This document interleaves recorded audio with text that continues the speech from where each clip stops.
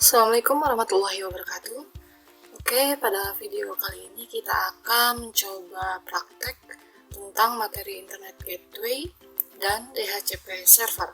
Serta nanti kita akan mengkonfigurasi juga untuk NTP kliennya. Yang pertama kita akan pelajari dulu dari topologi ya. Seperti ini topologinya. Nanti kita akan konfigurasi router dengan 4 network adapter.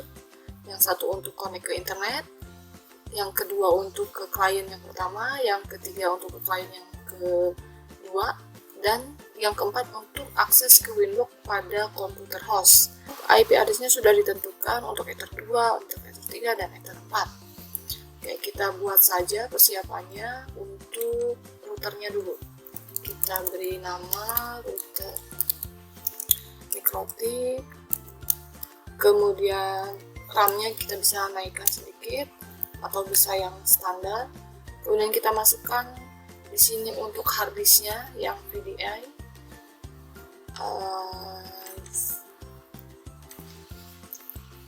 Selanjutnya kita create dan kita atur untuk network-nya. Tambahkan 3 network. Yang pertama yaitu untuk internal network. Kemudian yang kedua untuk klien yang kedua. Kita beri nama yang berbeda untuk adapter yang ketiga. Jadi antara adapter 2 dan adapter 3 dibedakan supaya nanti jalurnya masing-masing. Yang keempat kita tentukan host only untuk akses ke Windows. Jika sudah kita tinggal stop.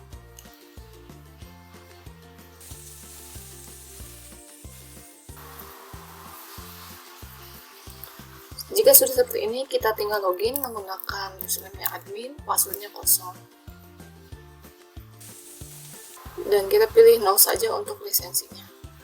Kemudian kita cek dulu interface yang ada apakah sudah sesuai. Nah ini ada 4 ya. Lalu kita cek di IP DHCP kliennya apakah sudah ada atau tidak. Nah sudah ada ya.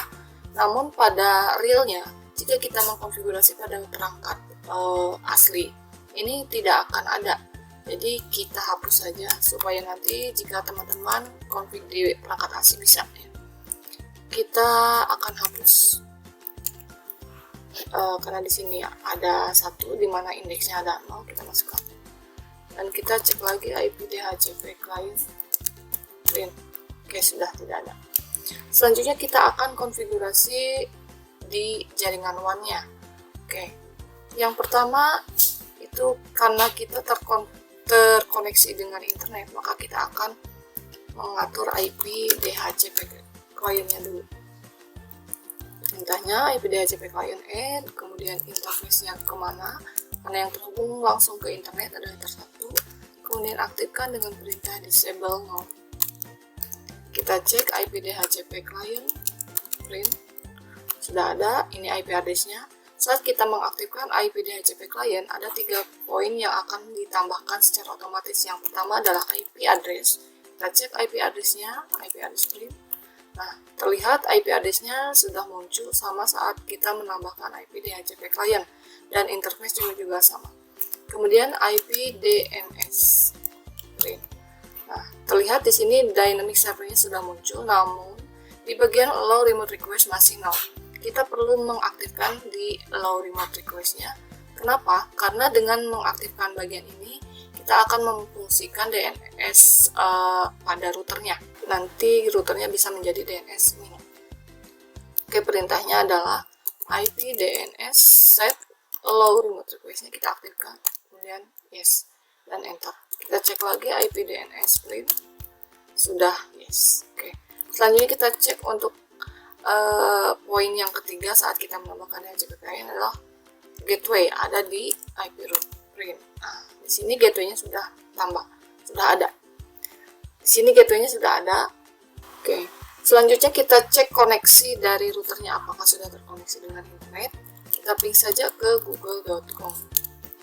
Oke, bisa dilihat koneksi sudah ada ya. Selanjutnya kita akan konfigurasi di bagian jaringan LAN-nya. Di mana jaringan LAN ada 2 Ethernet yaitu Ether 2 dan Ether 3. Dan kita akan tambahkan juga untuk host only supaya nanti kita bisa akses menggunakan Winbox.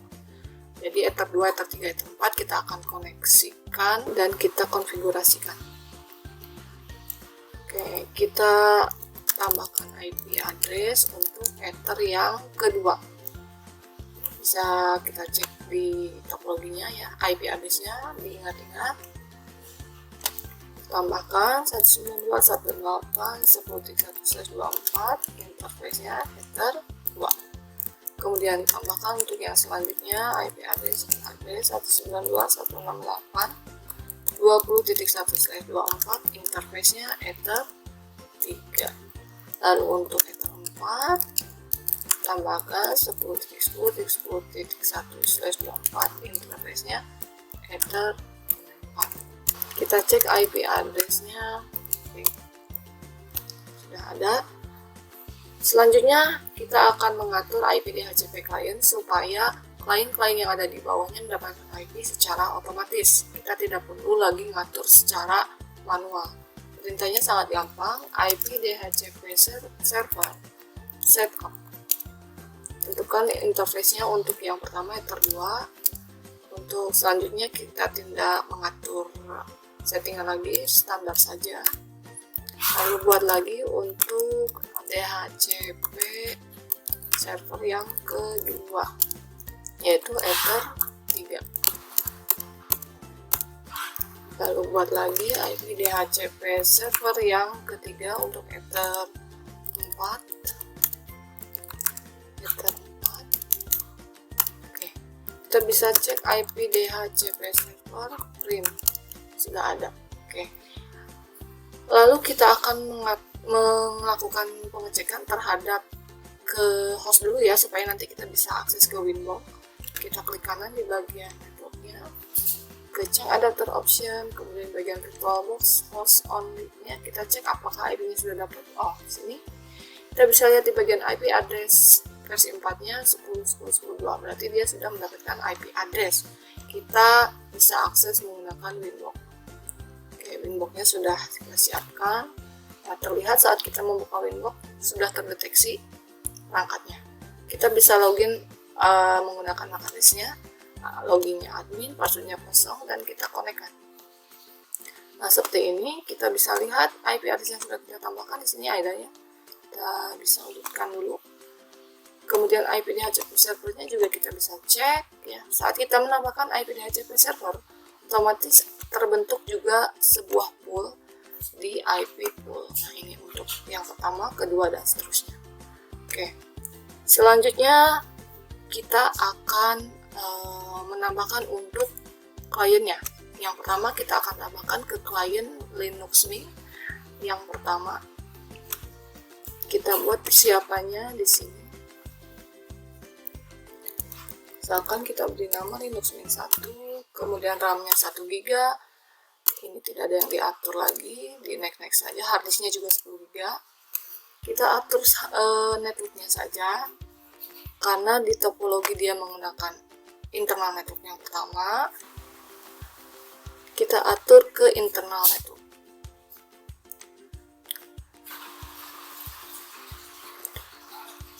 Lalu kita pilih, ini sudah tadi sebelumnya saya tambahkan. Nanti teman-teman yang belum tinggal browse saja.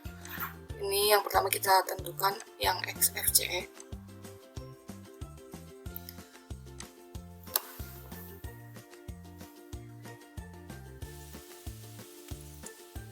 Oke, sambil menunggu kita persiapkan dulu untuk klien yang kedua ya, Linux Mint yang kedua. Kita buat persiapannya dulu. Linux Mint 2. Kemudian RAM-nya sama, harddisknya juga sama, dan kita tentukan di topologi dia menggunakan internal network kedua. Kita setting dulu networknya. Nah, di bagian internal network kita pilih, di bagian namanya kita pilih yang kedua. Oke, kita kembali ke Linux yang pertama. Oke, ini sudah tampil klien yang pertama yaitu Linux Mint XFCE. Kita cek dulu di bagian terminal IP config-nya, if config, IP address-nya kita cek. Nah, bisa dilihat dia mendapatkan IP yang sama dengan network di Ether 2. Oke, 10.25. Kita cek dulu ke internet apakah sudah terkoneksi atau belum. Link ke Google. Nah, ternyata belum ya, karena kita belum menentukan untuk firewall NAT-nya. Kita cancel, Ctrl C. Kemudian kita bisa jalankan kembali untuk Linux Mint kedua, klien kedua.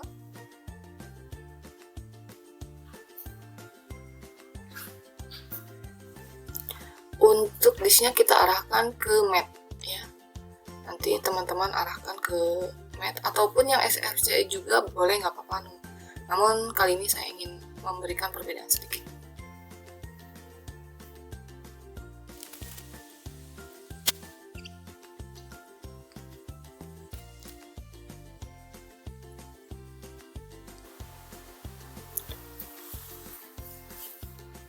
Oke, jika sudah masuk, kita cek kembali di terminal untuk IP address-nya. Ketikkan ifconfig. Nah, bisa dilihat IP address-nya 192.168.20.24 sudah sesuai dengan network pada Ether 3. Oke, jadi sudah berhasil tadi untuk IP DHCP servernya.